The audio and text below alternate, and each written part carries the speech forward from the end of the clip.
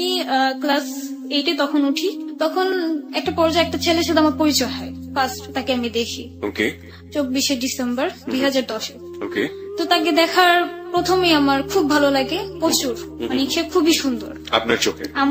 আমার চোখে কি অ্যাকচুয়ালি হয়তো অনেকের চোখে তাকে সুন্দর লাগে। Okay fine. তারপর সে আমাকে দেখার পর সেও আমার দিকে তাকিয়ে থাকে প্রায় 2-3 মিনিটের মতো। মনে হয় আমার লাইফে কোনো ছেলের দিকে আমি তাকিয়েছিলাম। ক্লাস 8-এ পড়া অবস্থায়? হ্যাঁ। ওকে। বিকজ আমার এর আগের লাইফটা, আমার যদি কেউ আমাকে জিজ্ঞেস করতো যে তোমার বয়ফ্রেন্ড কে, আমি বলতাম আমার বই আমার বয়ফ্রেন্ড। পরিচয় হবার আগেই? মানে যদি কখনো মানে এর আগে আমার রিলেশন হওয়ার আগে। তো সেটাই বলছি যে ছেলেটার সাথে রিলেশন হবার আগে আপনি এরকম ভাবে পরিচয় দিতেন সবার কাছে, মানে বলতে ভালো লাগতো আপনার, তাই তো? হ্যাঁ। তারপর? কারণ আমি আমার পড়াশোনাটাকে, আমার নিজের জিনিসটাকে আমি খুব বেশি দিতাম গ্রহণ। আমি চিন্তা ভাবনা এটাই ছিল যে না আমি কখনো রিলেশন করবো না, এটা সেটা। বাট লাভ তো এমন একটা জিনিস, না চাই তো আইসা পড়ে লাইফ। তো তখনই হঠাৎ তার সাথে আমার পরিচয় হয়। তো সে বাইকে ছিল আর আমি রোডে ছিলাম। তো জ্যাম ছিল, আর আমাদের পুরান ঢাকায় তো অনেক মানুষ, তো হাঁটা চলাতেও দাঁড়াইতে হয়। তা আমিও দাঁড়াইছিলাম, সে তার বাইক নিয়ে দাঁড়াইছিল। সেদিন সে সাদা শার্ট পরা ছিল, এত সুন্দর লাগতেছিল। আমার লাইফের ফার্স্ট কোন ছেলেকে আমার অনেক ভালো লাগে। তো সেও আমার দিকে অনেকক্ষণ তাকিয়ে থাকে। তো কিছুক্ষণ পর সে তার বাইকটা রেখে আমার পিছিয়ে পিছিয়ে আসা শুরু করে। আস্তে আস্তে আস্তে আমার বাড়ি পর্যন্ত আসে। তারপর সেই বাড়ি থেকে আমি আবার মার্কেটে যাই, আমাদের এখানে নবাবগঞ্জ মার্কেট আছে, সেখানে যাই। তো সেখানে সে আমাকে পিছিয়ে পিছিয়ে বলতেছে যে এক্সকিউজ মি, আপনার নাম থেকে আমি জানতে পারি? তো আমার সাথে আমার একটা ফ্রেন্ড ছিল। তো বলতেছে যে কার? আমার ও ফ্রেন্ড জিজ্ঞেস করতেছে। তো বলে কি না আপনার নাম, আমি যে মেয়েটার কথা জিজ্ঞেস করতেছি। তো পরে ও বলতেছে কি আমার ফ্রেন্ড যে তোর নাম জিজ্ঞেস করে বলতো। পরে বলি আমার নাম তিথি। তো আপনার নাম কি? বলে আমার নাম পিয়াজ। তো আমার ফ্রেন্ড ওকে বলতেছে কি পিয়াজ না পিয়াজ কোনটা? ওকে। তো পরে ও বলতেছে না পিয়াজ। ও বলে ও পিয়াজ, আদা রসুন পিয়াজ, আচ্ছা বুঝতে পারছি। তারপর সে সেদিন বলতেছে যে আমার সাথে ফ্রেন্ডশিপ করবা? তো আমি বলতেছি যে দেখা যাক, চিন্তা করে দেখি আমি। তারপর কি হলো, ভিড়ের মধ্যে আমি ওকে হারাই ফেললাম, ও আমার হারাই ফেললো। তারপর যে দেখা হয় 1 মাস পর 11ই জানুয়ারি। ওকে। তো তখন সে আমাকে দেখলো। তখন আমার সাথে আমার মেজ আপু ছিল, যারে আমি সিংহের মতো ভয় পাই প্রচুর, যার কারণে আমি মানে ওর দিকে তাকিয়েও বারবার আমার চোখ ফিরা নিতেছি, যে আমি তো তাকাইলে আমি আমার চোখ ফিরাতে পারবো না। তো তখন সে বলতেছে যে তোমার নাম্বারটা দাও, তোমার নাম্বারটা তো নেওয়া হলো না। সেদিনও আমার ব্যাড লাক, আমি নাম্বারও নিতে পারলাম না, ওর সাথে কোনো কিছুই হলো না। তারপর যে দেখা 19শে জানুয়ারি আমাদের পার্কে মেলা হয়, বৈশাখীর মেলা। তো এই মেলাতে অনেকদিন গেছিলাম আমি। তো সেদিন যাওয়ার সময় আমি বারবার গটরে বলতেছিলাম যে আল্লাহ প্লিজ প্লিজ আমি যেন ওর সাথে দেখা হয়, আমি যেন ওর নাম্বারটা পাই। তো সেদিনও দেখা হয়, কিন্তু সেদিনও আমি নাম্বার পাই না। তারপরে পরদিন যাওয়ার পরে সে নাম্বারটা নেয়, নাম্বার নেওয়ার পরে তার সাথে আমার কথা হয়। তো আমাকে ফার্স্টে ফোনে বলতেছে যে তুমি কি আমাকে তোমার বডিগার্ড বানাবা? তো আমি বলছি আমার বডিগার্ড কেন আপনি হতে চান? পরে বলে কি না বডিগার্ড হলে তো সবসময় আমি তোমার সাথে সাথে থাকতে পারবো, পাশে পাশে থাকতে পারবো। তো আমি বলছি কি না এত সুন্দর একটা ছেলের বডিগার্ড বানানো যায় না, আমার ফ্রেন্ড বানানো যায়। পরে বলে কি যাক আমি তো ধন্য আমার জীবন, আমার ফ্রেন্ড তো বানাইছেন। তো এভাবে ফ্রেন্ডশিপ রিলেশন হয়, রানিং কথা হইতো। তো ফার্স্ট একদিন 4ই ফেব্রুয়ারি সে আমাকে বলতেছে যে তিথি আমি একটা মেয়ের পছন্দ করি। তো আমি বলতেছি যে মেয়ের পছন্দ করো কেন, তুমি তো বলছো যে তোমার লাইফে আমি ছাড়া অন্য কোনো মেয়ে নাই। মানে একটু খুবই ফার্স্ট যাচ্ছি আমরা, মানে আপনি থেকে আপনি তুমিতে চলে এসেছেন, তার মানে মাঝখানে আপনাদের কথোপকথন হয়েছে বা এক ধরনের বলা যেতে পারে যে মেন্টাল আন্ডারস্ট্যান্ডিং গ্রো করেছে দুজনের মধ্যে, রাইট? একটু প্রশ্ন করতে চাই আপনাকে, আমাদের শ্রোতারা অনেকেই একটু কনফিউজ হয়ে যাবেন। যে ছেলেটিকে আপনার এত ভালো লাগতো, তার পরিবার সম্পর্কে, সে কোথায় থাকে বা কি করে, এগুলো কি আপনি জানতেন? হ্যাঁ, সে আমাদের এলাকারই ছেলে, আর তারা হচ্ছে এক ভাই এক বোন। মানে আপনি এটা আগে থেকেই জানতেন মোটামুটি? হ্যাঁ, তার কাছ থেকে আপনি জেনেছেন? জানা হয়। আর এমনি কি ছোটবেলাতে আপনি এই যে ভালো লাগার যে ব্যাপারটা ঘটলো, তার আগে কি কখনো আপনি তাকে দেখেছেন? না না, তখন প্রথমে দেখেছেন? হ্যাঁ প্রথমে। সে মানে তখন আমাদের এলাকায় ফার্স্ট আসছে, তার আগে তার গ্রামের বাড়ি হচ্ছে যশোর, সেখানে ছিল। ওকে। তো এছাড়াও আমি ছোট থেকে ভাবতাম যে আমি যখন প্রেমে পড়বো তখন অনেক কিছু আমার মাঝে কাজ করবে, যেটা ওনার ক্ষেত্রে আমার হয়েছে। যে সে আমার সামনে আসলে মনে হইতো যে আমার আশেপাশে কেউ নেই, শুধু ওই আর আমি ছাড়া। অনেক কিছু ফিল করতো, হার্টবিট সরা শুরু করতো। যেটা মেনলি হচ্ছে যখন আমি প্রেমে পড়ি তখন আমার কানের সামনে সবসময় একটা গান বাজতো। সেটা মানে গান বাজুক আর না বাজুক আমার কানে বাজতো, আমার মনে বাজতো। কি গান বাজতো? সেটা হচ্ছে যে হো গায়া হে তুঝকো তো প্যার সাজিনি লাখ কার লেন কার সাজিনি, এই গানটা। ওকে ওকে। এই গানটা কেউ গাইতে পারতো? না না, ও গাইতো না, বাট আমি যখন বুঝতে পারি যে না হ্যাঁ আমার তাকে ভালো লেগে গেছে বা কিছু, তখন আমি নিজেই সারাদিন গাইতাম।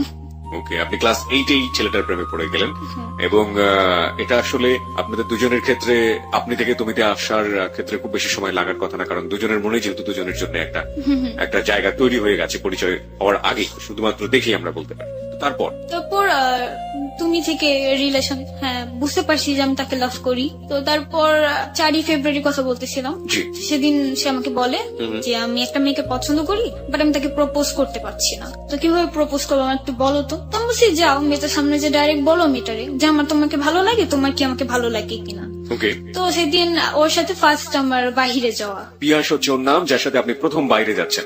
প্রিয় শ্রোতা, আমরা আপনাদেরকে বলতে চাই, আপনারা শুনছেন জেবিএসবি অর্থাৎ যাহা বলিব সত্য বলিব, এবিসি রেডিও FM 89.2। আমাদের আজকে যিনি অতিথি তিনি হচ্ছেন তিথি। তিথির জীবনের যে হিডেন ট্রুথ, অপ্রকাশিত সত্য, অপ্রিয় সত্য, সেগুলো একটু একটু করে আজকে এক্সপ্লোর হবে এখানে। তবে তার আগে আপনাকে বলতে চাই, আপনি চাইলে মুহূর্তে চলে আসতে পারেন। তিথিকে নিয়ে আমরা বিভিন্ন কিছু লিখছি আমাদের ফেসবুকে, আমাদের স্ট্যাটাস থেকে শুরু করে ও সম্পর্কে যাবতীয় তথ্য এবং আপডেট দেওয়ার চেষ্টা করছি আমাদের ফেসবুকে। আমাদের ফেসবুকের ঠিকানা www.facebook.com/abcradiofm89.2। আপনি এখানে এসে লাইক দেওয়ার সঙ্গে সঙ্গে আপনি আমাদের জেবিএসবি অর্থাৎ যাহা বলিব সত্য বলিবর মেম্বার এবং একই সাথে এবিসি রেডিওর ফ্যান হয়ে যাবেন। আর প্রিয় শ্রোতা, আপনাদের সবাইকে বলতে চাই, যাহা বলিব সত্য বলিব মাঝে মাঝে যেটা করবে ঘটনার সত্যতা যাচাইয়ের জন্য SMS পোলে চলে যাবে এবং আশা করছি সবাই সক্রিয়ভাবে এই ঘটনার সাথে সম্পৃক্ত হবেন। SMS পোলে আপনার মতামত জানিয়ে আমাদেরকে বুঝিয়ে দেবেন যে ঘটনার সত্যতা আসলে কোন লেভেলে রয়েছে। কারণ যা আমরা প্রচার করছি তা যদি বিশ্বাসযোগ্য না হয় তাহলে সেখানে আমরা ঘটনাটি থামিয়ে দেই বা ঘটনাটিকে আমরা অন্যদিকে প্রবাহিত করি। সুতরাং পুরো গল্পটি বা পুরো অপ্রকাশিত সত্যটি কিন্তু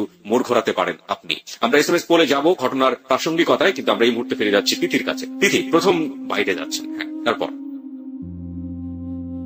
হ্যাঁ প্রথম বাহিরে যাওয়া সেটা হচ্ছে লালবাগ কেল্লায়। তো ব্যাড লাক ছিল যে আমি 5টা বাজে বের হই, তো বন্ধ ছিল। তো সেদিন সে আমাকে বর্ণনা দিচ্ছে সে মেয়েটার, যে সে মেয়েটা কেমন, সে মেয়েটা কি কালার পছন্দ করে, কি কি পছন্দ করে, তো আমাকে বলতেছে।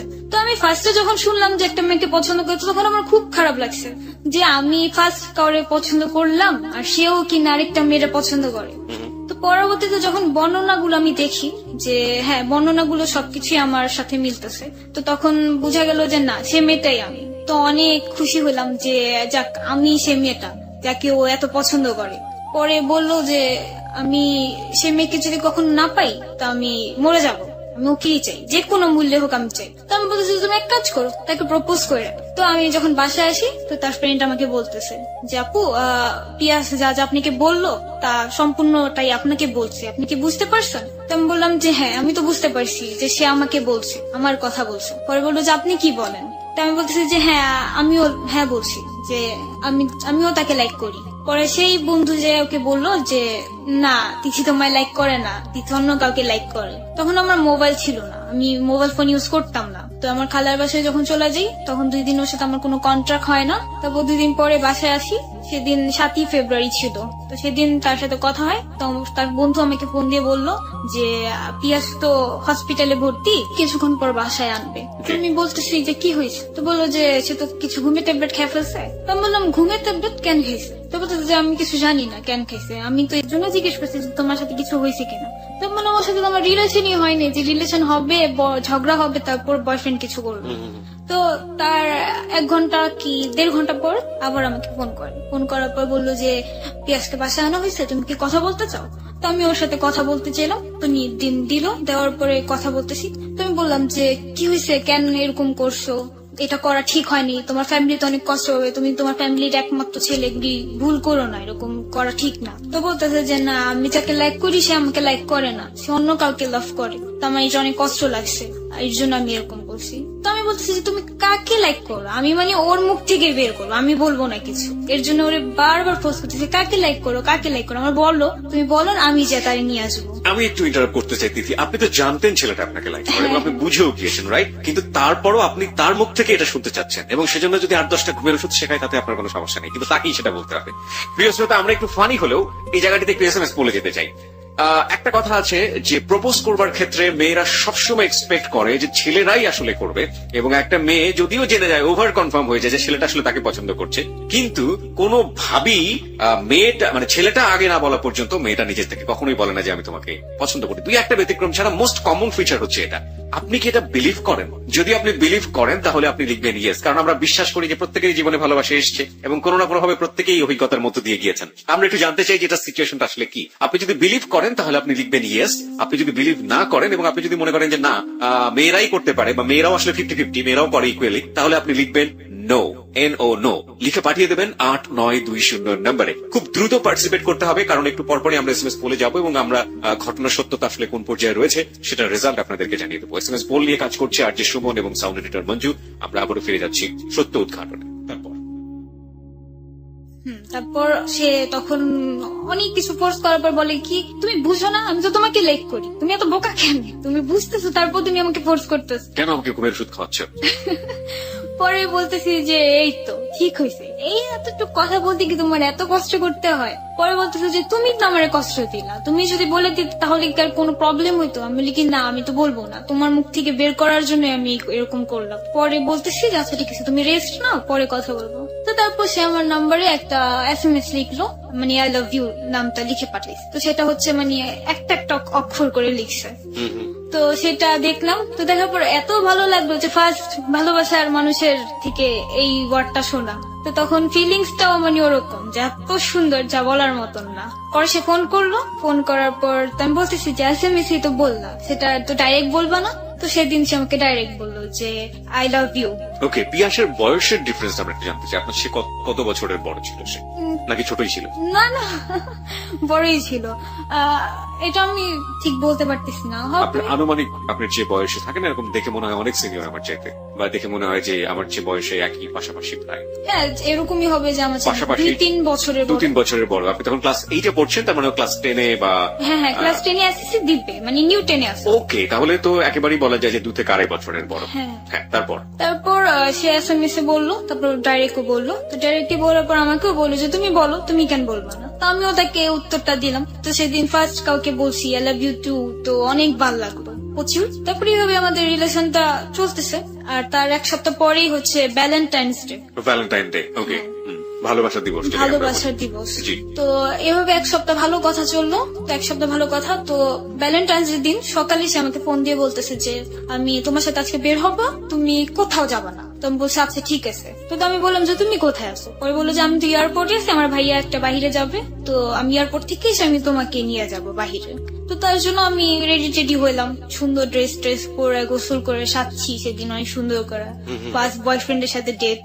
তো রেডি হয়েছি, আমার ফ্রেন্ড বের হয়েছে তাদের বয়ফ্রেন্ডদের নিয়ে, তো আমি তাদের সাথেই বের হয়েছি। বের হওয়ার পরে মানে আমি ভাবছি যে আমি ওখানে যাই ফোন দেবো। 4টা বাজে বের হয়েছি আমি। তো 4টা 4:30টার দিকে আমি ফোন দিছি ওরে, তুমি কোথায় আসো? পরে বলতেছে যে আমি আসতেছি, তারও আসতেছি। তো এরকম করলাম 4টা 4:30টা। তো 5টা বাজে তার মোবাইল অফ, তার কোনো খোঁজ নেই। তো সেদিন লাগলো প্রচুর ফাটাফাটি ঝগড়া। সেদিন আমি মনে হয় কাউরে তুই করেও বলছি ওরে যে তুই আমার আর ফোন দিবি না, তোর সাথে আমার কোনো কথা নেই। জীবনের প্রথম ডেট যেটা বলতে পারি আমরা, যে সুইট মোমেন্ট হওয়ার কথা, সেটা প্রথমে এরকম কষ্টের হলো এবং সেই কষ্টের বহিঃপ্রকাশ হচ্ছে প্রচন্ড রাগারাগি।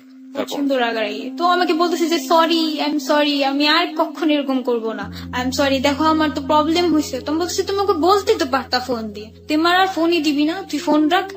তো রাগারাগি করে ফোনটা রেখে দিলাম। 2 দিন অনেক কষ্ট লাগতেছে, কেন রাগারাগি করলাম। এখন আমি নিজেই তো থাকতে পারতেছি না, নিজেই তো বুঝতেছি যে কত কষ্ট আমার লাগতেছে, কাঁদতেছি, তা করতেছি, তাও আমি ফোন দিই না। আমি তাকে ফোন দিই না যে ফোন দিয়ে আমি বলবো না। 2 দিন পর সে নিজে আমার ফোন দিছে, ফোন দিয়ে বলতে আচ্ছা যা হয়েছে বাদ দাও না, ভুলা যাও, করো, আমার অ্যাকসেপ্ট করে নাও, আবার আমি আর এরকম করবো না। তো পরে আবার মেনে নিলাম। এভাবে 1 মাসের মতো রিলেশন ছিল আমাদের। তখন খুব সুন্দর মুহূর্ত, খুব সুন্দর সুন্দর কথা হতো, অনেক ভাবে কথা হইতো। ওর ফ্রেন্ড আমার ভাবি ডাকতো, যে ওরে যে বলতো রাস্তায় যদি দেখতো এই পিয়াস ভাবিরে দেখছি এই জায়গায়, এটাও আমার বলতো। আবার বলতো যে যেখানে যাবা তুমি আমাকে সাথে করে নিয়ে যাবা, আর যদি আমার না নিয়ে যাও দেখো অনেক বড় রাগারাগি হয়ে যাবে কিন্তু। তো অনেক টেক কেয়ারিং ভাবে ফার্স্ট পর্যায়ে রাখতো। তো 1 মাস মতো রিলেশন থাকার পরে 7ই মার্চ তার সাথে আমার ঝগড়া লাগে। আর তার ফ্রেন্ড, যেই একটা ফ্রেন্ড ছিল তাদের, ওই ফ্রেন্ডটা আমাকে পছন্দ করতো। ওকে, আমরা ঠিক এই গল্পের এই বাগটাতে, আমরা সত্য উদ্ঘাটনের এই বাগটাতে ফিরবো, তবে তার আগে SMS পোলের রেজাল্ট আমরা একটু জেনে নিই। প্রিয় শ্রোতা, SMS পোলের রেজাল্ট আমাদের হাতে চলে এসছে সম্পূর্ণ কম্পিউটারাইজ পদ্ধতিতে। আমরা SMS পোলের রেজাল্ট জানিয়ে দিচ্ছি।